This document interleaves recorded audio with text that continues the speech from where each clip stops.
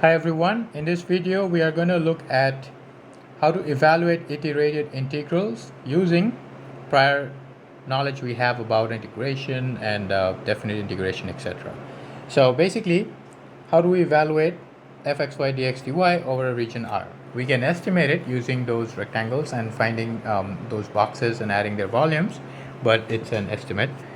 So the idea is that it's very similar to partial derivatives, which is we evaluate the partial integrals, right? Which means we will first integrate assuming y is constant.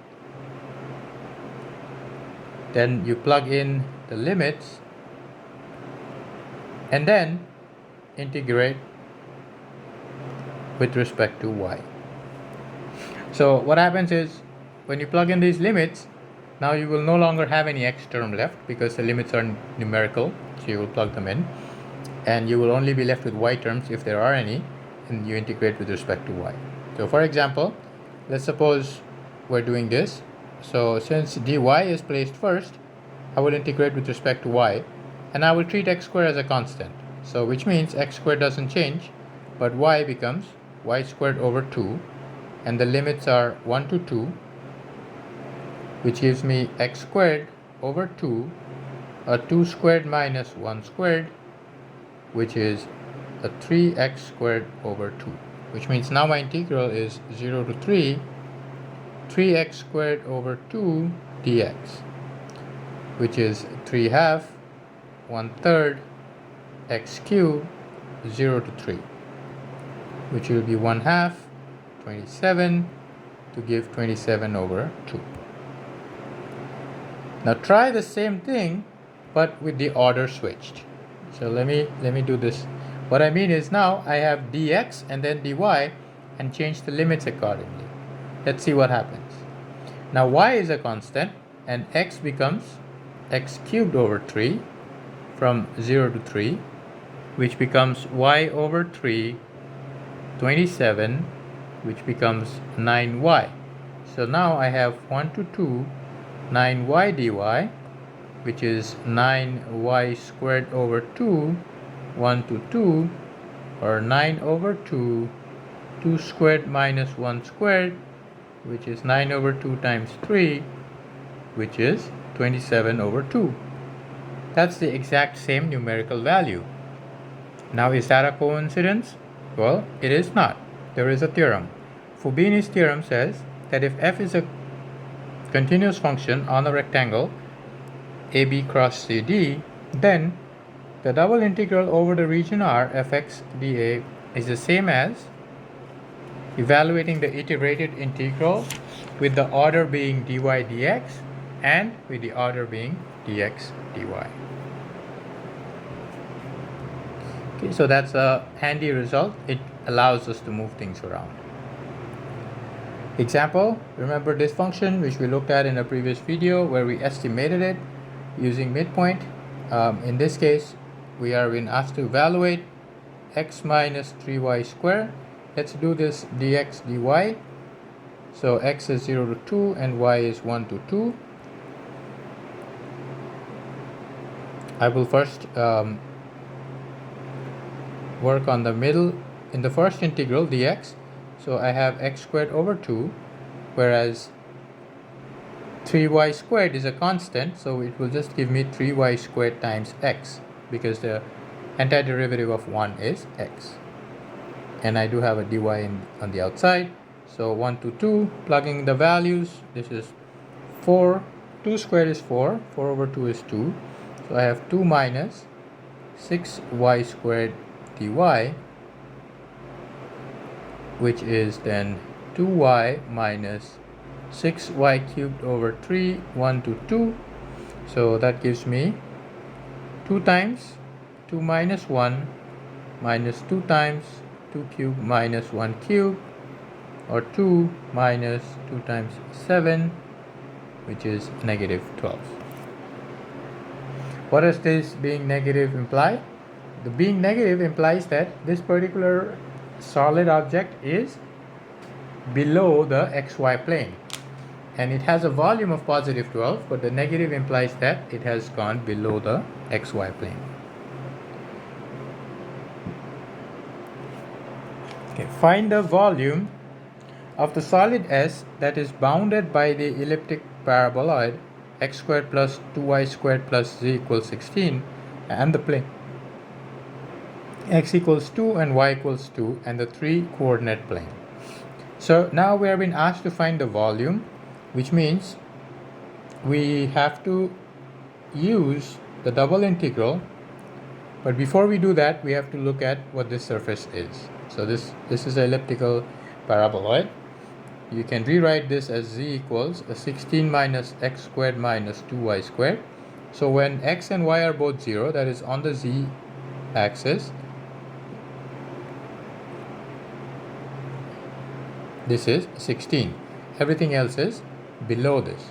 So we have the shape that does this, that does this, and that does this. So this is my actual object that I'm working with here. Now, if I extend these things down to the xy plane, including the origin, I will have a different, I will have this region, which is its projection,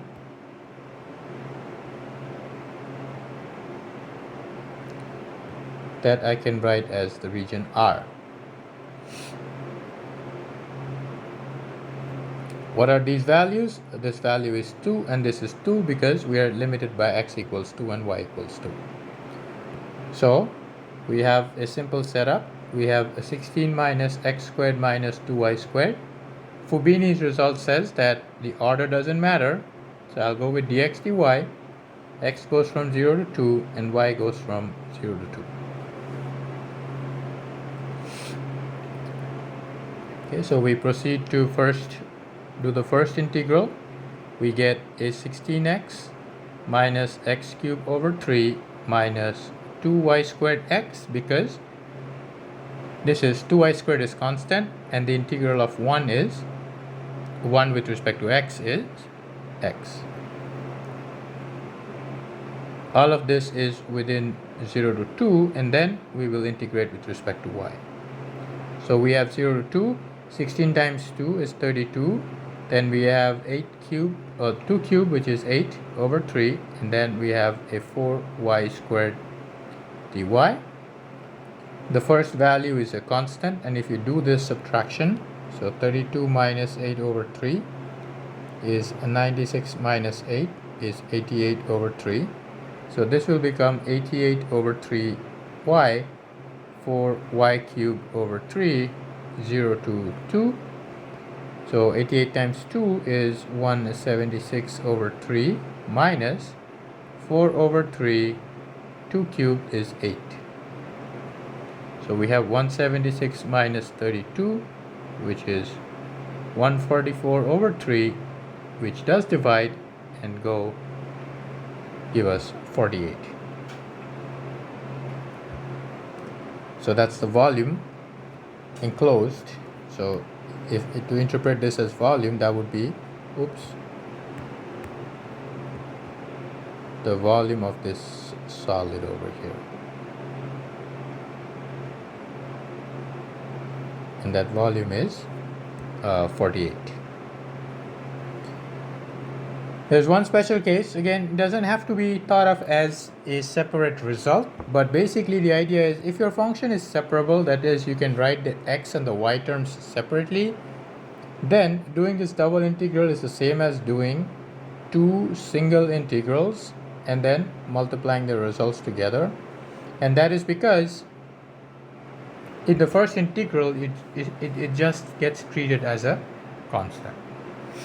So it just saves you a little bit of work. So for example, let me see if any of these, well, the first one that we looked at here, x squared y, right?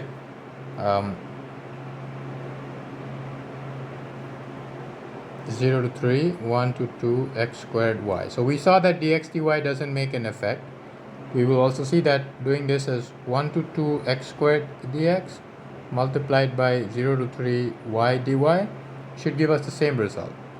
So let's see. That's going to be x cubed over 3 from 1 to 2 times y squared over 2 from 0 to 3. So we get a 1/3 7, 8 minus 1 times 9 halves, which is 21 over 2. Is that the same result we had? 27 over 2. Wait.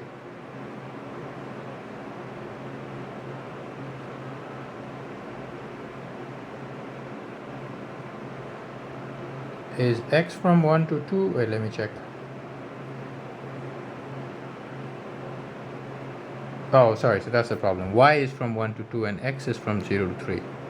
That's why it wasn't matching up. Okay. So the limits are important. So y is... Oh, I gotta go back, sorry.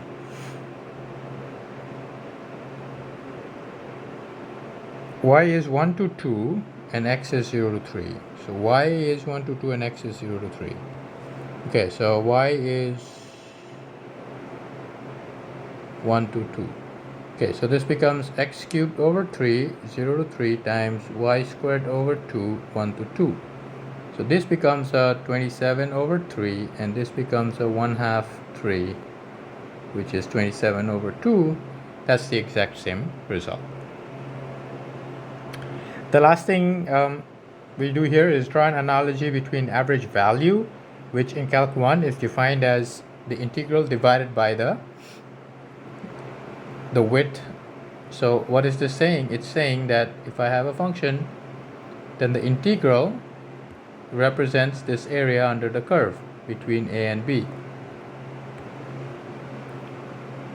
And the average value is some value here, which is your f average, so that if I make a rectangle of the same width, so b minus a, then this area will be the same as the shaded area under the curve.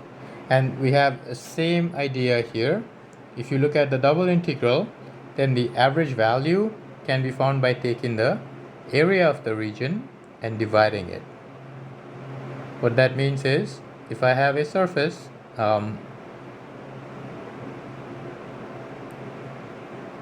and